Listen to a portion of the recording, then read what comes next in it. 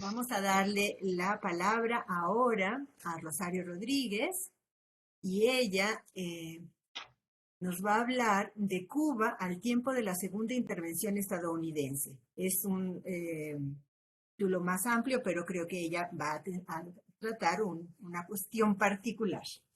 Adelante, Rosario. Sí, muchas gracias. Gracias a todos. En particular, Laura, qué bien, felicidades por esos 20 años. Sí, se han pasado rapidísimo. Sí, compartiendo con ustedes. Me alegro mucho de estar aquí. En efecto, el trabajo que les voy a presentar forma parte de un proyecto de investigación en curso que se refiere a las relaciones cubano-estadounidenses a inicios del siglo XX y a los posicionamientos y opiniones que se generaron en la prensa porfirista. En esta presentación les compartiré un breve avance que lleva por título Elección e intervención en Cuba, miradas desde el Diario del Hogar, 1908. Ahora procederé a dar lectura a la selección de las muestras hemerográficas de este rotativo mexicano, ya que me interesa ir reconstruyendo las representaciones y opiniones del periódico antiporfirista, el Diario del Hogar, alrededor del proceso electoral cubano, la restauración de la República y la evacuación del Ejército de Pacificación estadounidense desarrollados durante la mayor parte del año de 1908 y a inicios de 1909. Estos elementos son los que constituyen el objetivo central de esta exposición. También en esta presentación me interesa realizar una recreación de los últimos meses del gobierno de Charles Magún en Cuba y el proceso electoral que encumbró a José Miguel Gómez a la presidencia de la República de la Isla en enero de 1909 a través de este periódico mexicano, el Diario del Hogar, que como todos saben fue fundado por Filomeno Mata. El discurso periodístico de este rotativo del Diario del Hogar resulta importante al representar a, a un segmento de la opinión pública mexicana, liberal y antiestadounidense, muy a tono con los vientos ideológicos nacionalistas que corrían en América Latina y, en este sentido, a partir de noticias, reportes narrativos, cables, columnas y editoriales publicados durante los meses de febrero de 1908 a enero de 1909, nosotros realizamos un seguimiento periodístico de qué es lo que estaba aconteciendo en la isla bajo la administración colonial de Charles Magún. De entrada, consideramos a las noticias y editoriales como una serie de discursos dirigidos a segmentos de la sociedad urbana, en este caso de la Ciudad de México, y letrados con cierto poder adquisitivo. En las muestras discursivas veremos que el Diario del Hogar no se limita a noticiar el acontecer cubano, sino que se esfuerza en mostrar una línea de opinión pública favorable a la restauración de la República en Cuba, simpatizando con actores políticos de ideología liberal, que va develando a través de sendos reportajes narrativos. De igual manera, nos interesa elaborar un muestreo del espectro noticioso en torno a la coyuntura del proceso electoral organizado por el gobernador Charles Magún en 1908, en el que nos muestra cómo se enfrentaron grupos pertenecientes a los partidos liberales y los conservadores, y además se va a contar con la injerencia de los Estados Unidos, situación que va a generar un complejo corpus noticioso en suelo mexicano que va a seguir de cerca el actuar de Washington en la isla. Derivado de esta situación, eh, pretendo evidenciar la importancia que revestían los asuntos cubanos en la prensa mexicana, así como demostrar la coherencia ideológica de los colaboradores y articulistas del Diario del Hogar, apegados al liberalismo y al republicanismo, En este sentido, este diario nos permite acercarnos a la arena de la confrontación político-militar en la isla y destacar cómo el anexionismo, si quieren ir pasando las diapositivas, Laura, por favor, y destacar cómo el anexionismo, el problema racial, el proceso electoral, la evacuación de las tropas estadounidenses, el divisionismo político-social desafiaban a la administración colonial de Charles Magun. La actuación del gobierno militar estadounidense en Cuba y la existencia de estas tensiones político-sociales fueron hechos que no podían pasar desapercibidos para la prensa en México. En principio, las tensiones entre Estados Unidos y Cuba eran el resultado y la expresión de la política del Big Stick que avasallaba la soberanía de las repúblicas hispanoamericanas. De este modo, al noticiar los sucesos cubanos, el Diario del Hogar va a manifestar su liberalismo constitucionalista. Sobre esta premisa ideológica, este diario adoptó una línea editorial de crítica a los estadounidenses, haciendo eco del temor y el riesgo latente para la seguridad nacional mexicana ante el intervencionismo estadounidense en la isla. En el mes de enero de 1908, con grandes titulares, sentenciaba, cito, Cuba debe ser devuelta a los cubanos. Y en otra nota señalaba, Roosevelt debe cumplir su promesa, al tiempo que publicaba la denuncia de malversación de fondos en contra del gobernador Charles Magun, a quien calificaba de dictador por su persecución en contra de anarquistas, a quienes deportaba de Cuba hacia tierras mexicanas. El Diario del Hogar para la época que nos ocupa ha dejado su carácter de periódico poético literario, de amenidades sociales y de actividades de índole doméstico para entrar de lleno a la arena política, polemizando en torno a la situación que se vivía en la isla de Cuba. Este rotativo, debo señalar, pertenece a una prensa moderna y su discurso se dirige tanto a las élites letradas como a sectores de la clase media de la Ciudad de México, y aunque su tiraje no sobrepasaba los 1000 ejemplares, este diario va a buscar difundir sus ideales liberales y republicanos, tratando de crear una opinión favorable hacia el movimiento del Partido Liberal en Cuba, lo que a su vez le brinda argumentos para sostener la causa de los clubes antirreeleccionistas mexicanos. De igual manera, debo de señalar que este diario se alimentaba de las agencias de noticias internacionales como la Prensa Asociada, la Regagnon, aunado a la reproducción de artículos de la prensa internacional y de plumas de colaboradores de reconocido prestigio como Librado Rivera, Juan Sarabia, César López de Lara, todo ello con la finalidad de reforzar sus líneas políticas de opinión. Cabe señalar que los sucesos político-militares que están teniendo lugar en Cuba durante 1908 serán difundidos a los lectores mexicanos sin escatimar en tinta y papel y haciendo uso de titulares y encabezados sensacionalistas. Las editoriales y las columnas creadas ex profeso nos permiten de manera preliminar identificar 3 líneas noticiosas, mismas que corresponden al actuar exterior de Estados Unidos en Cuba, a los actores políticos involucrados y a las tensiones en la arena político-social en torno a los cuales el Diario del Hogar va a entretejer su discurso periodístico.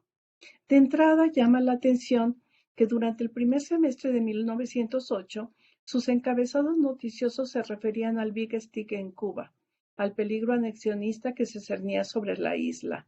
En otras notas aludía a la agresividad de Uncle Sam, a la política cubana y a las demandas de la Asociación de Hombres de Color. Cabe señalar que el Diario del Hogar apoyó sus posturas con la reproducción de artículos de la prensa cubana, principalmente de los periódicos La Lucha, dirigido por Antonio San Miguel, La Discusión, dirigido por Manuel María Coronado, y el Diario de la Marina, bajo la dirección de Nicolás Rivero. Por otro lado, así como por reproducción de artículos de revistas importantes como la North American Review. Por otro lado, los editores del Diario del Hogar mostraban preocupación por los conflictos y el divisionismo al interior del Partido Liberal, antes Partido Republicano Federal, que tenía como figura central a José Miguel Gómez, al cual se sumaron actores políticos como Alfredo Zayas y Juan Gualberto Gómez del Partido Nacional Liberal, quienes tenían seguidores de diferentes estratos sociales, inclusive entre la gente de color, lo que era visto como una alianza interracial, la que a la postre se disolvería, tal y como se muestra en los textos y en los estudios de Consuelo Naranjo, Michael Seuski, Alejandro de la Fuente, Jorge Ibarra, Luis Pérez, entre otros. En las columnas dedicadas a Cuba durante los meses de marzo y abril de 1908, lo mismo se informaba de la existencia de cuarentenas por la aparición de un brote de fiebre amarilla que de la visita de representantes diplomáticos europeos a la isla, aunado a la difusión de rumores acerca de las elecciones en Estados Unidos y la posibilidad de que el propio Magún fuese candidato a la presidencia, así como la crónica de la distinción que se le otorgó a Charles Magún por parte de la provincia de Pinar del Río por haber beneficiado a la región con la construcción de grandes obras públicas. Por otra parte, llama también la atención la inclusión de un manifiesto a los hombres de color elaborado por Evaristo Estenós, quien a decir del Diario del Hogar, cito, acaba de dirigir un manifiesto a su raza para lograr la promesa solemne, el compromiso de honor de los hombres de esa raza de no secundar ningún movimiento revolucionario, fuera cual fuera el motivo real y aparente que pusiera en peligro el inmediato ensayo de república o diera al traste con la personalidad nacional después de las elecciones. Esto derivado de manifestaciones de descontento de gente de color que resentían la discriminación y la falta de oportunidades en todos los ámbitos de la vida en la isla. Las elecciones, por otra parte, a nivel provincial, fueron noticiadas a partir del mes de agosto y, en particular, la contienda presidencial entre los candidatos José Miguel Gómez por el Partido Liberal y Mario García Menocal por el Partido Conservador, también va a recibir una atención muy, muy particular. Referente a las elecciones a nivel provincial, el Diario del Hogar informó a sus lectores, cito, generalmente hablando, las elecciones hoy han sido más tranquilas de lo que se esperaban. Sin embargo, ayer tarde hubo unos cuantos desórdenes. 2 procesiones compuestas de blancos y otra de gente de color se enfrentaron en San José de la Laja, en la provincia de La Habana. Cierra la cita. Con elocuencia, el Diario del Hogar citaba a la letra el interés del gobernador Magún por la realización de un proceso electoral pacífico en la isla. Cito, considero justificado abrigar la esperanza de una elección pacífica y ordenada en la cual se evidencia la verdadera, libre y honrada expresión de la voluntad del pueblo y de que cuando ésta se publique será respetada con el mismo espíritu de justicia y equidad demostrada durante el periodo de inscripción. Queda ahora para los encargados de dirigir las elecciones la solemne obligación de cuidar que todo ciudadano puede emitir su voto sin inconveniente alguno y que éste será debidamente anotado al emitirse. En este escenario, el Diario del Hogar aprovechaba la coyuntura cubana también para lanzar críticas al reeleccionismo del gobierno porfirista. Por otra parte, también el Diario del Hogar reforzaba sus puntos de vista con la publicación de misivas de actores políticos y lanzaba críticas en contra de la política de Roosevelt y de sus declaraciones, ya que resultaba lamentable, en su opinión, que, cito, Mr. Roosevelt cometa la imprudencia más viciosa que virtuosa de predecir que si fracasáramos en este nuevo ficticio ensayo de vida nacional, perderíamos nuestra libertad. Que por esto resulta que Roosevelt olvida que el primer fracaso es suyo y no nuestro, porque no fuimos nosotros sino él quien declaró la capacidad nuestra para el autogobierno. Se cierra la cita. En otras ediciones, el Diario del Hogar destaca la construcción de un monumento a José Martí. Anuncia también la promesa de evacuación de las tropas estadounidenses de la isla, prosiguiendo con la difusión de los comunicados de Magún, quien se muestra confiado en que las elecciones presidenciales que tendrán lugar el 14 de noviembre se desarrollarán sin contratiempos y anuncia que el ejército se retirará el 28 de enero de 1909, fecha coincidente con el aniversario natalicio de José Martí. El último trimestre arroja un buen número de notas editoriales y reproducción de artículos críticos a la política de Washington, como el realizado por el Diario de la Marina, quien advertía, cito, los Estados Unidos han contraído el compromiso de impedir que Cuba caiga en la anarquía y procurará cumplirlo en una o en otra forma, pero la mejor forma no será dar una sorpresa como aquella de la enmienda Platt. Se cierra la cita. El Diario del Hogar presenta a la República de Cuba sin experiencia en el autogobierno, dividida socialmente, inmersa en crisis económicas. En su opinión, el problema de la evacuación ofrece grandes dificultades. La evacuación de las tropas estadounidenses, me refiero. Ofrece grandes dificultades. Los cubanos tienen al frente un escollo, al parecer invencible, que trastorna y llena de oscuros horizontes el porvenir de la patria en cuanto a su soberanía. La salvación de esta depende de la discreta y firme tendencia a destruir aquel escollo que en Cuba se ha caracterizado por un antagonismo tremendo de razas y por antagonismo también de ambiciones hasta en la actualidad irreconciliables. Se cierra la cita. En efecto, el proceso electoral se realizó sin contratiempos, en el que triunfaron los liberales bajo la candidatura de la mancuerna Gómez-Zayas para la presidencia y vicepresidencia respectivamente. Este proceso mereció la publicación de 4 notas editoriales, así como los preparativos para la evacuación del ejército estadounidense de Cuba. En una de ellas informaba, cito, el general José Miguel Gómez y el señor Alfredo Zayas, candidatos del Partido Liberal, como presidente y vicepresidente en las elecciones que se efectuaron ayer han sido los vencedores. Sus oponentes, general Mario Menocal y doctor Rafael Montoro, candidatos del Partido Conservador, han sufrido una derrota completa. La revolución de 1906 queda sostenida y Cuba está lista para restablecer la república y la remoción de la intervención se efectuará el día 28 de enero como lo ha prometido el presidente Roosevelt. No hubo desorden de importancia durante la votación.